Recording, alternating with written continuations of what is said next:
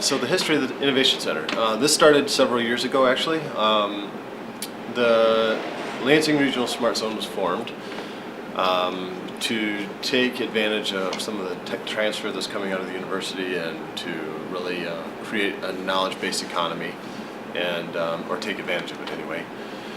The Lansing Regional Smart Zone was only formed a couple years ago, actually, roughly 2004, 2005. At the time, there was a committee formed to try to determine what best to do now that there was a smart zone. Would that be tax incentives? Would that be physical space? Would that be financial assistance? Whatever it might be. The city of East Lansing chose to go the route of physical space. The planning department really focused on, okay, what would that look like? What would we want to do? And they determined an incubator with an anchor tenant would go very well. You could set up shop for businesses that were formed out of MSU to be able to test out their ideas, basically just a test bed. And then finding the location was the next step. What would be an ideal location? Obviously right across the street from the campus is an ideal location. Something that was connected to, had access to parking and was also a convenient location.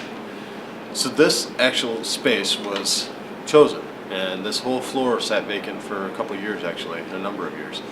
This was Jacobson's old department store, and we're standing in the boys department, and the east room was right down the hallway here.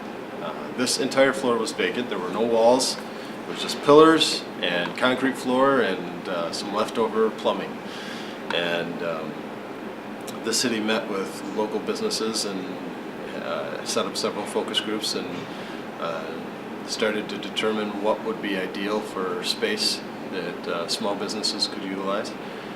Conference rooms that were shared, shared kitchenette, shared office equipment, mailing address, shared reception area. Those types of things were determined, and they put that in the stew, and Studio Intrigue actually worked through some concepts and came up with a great creative space. That architectural design met with the lowest bidder and the general contractor of choice, Kincaid Henry. They did an awesome job of creating creating the design and creating the space out of the architectural concepts. So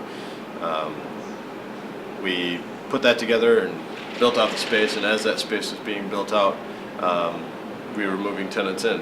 And I have pictures of September 2008 and what that looked like, and there wasn't much here. And October 1st is when tenants were moving in. So we had signed, I believe, 8 to 10 tenants to move in on October 1st, and they did. And there was still painting going on, there was still hammering going on. But it was a success from the start. I think it exceeded most everybody's expectations, and I think it was just the risk of the DDA, the Downtown Development Authority, and the City of East Lansing to be able to take that risk and take that leap of faith during one of the worst economic crises in the state,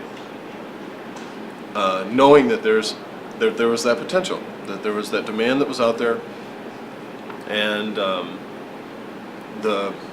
we had proof when we opened up the doors. We had 8 to 10 tenants signed by the day we opened, and we averaged about 1 tenant a month for the next 6 months. There was some attrition here and there, but we've maintained since then about 14 businesses in this space and roughly 45 people working in this facility.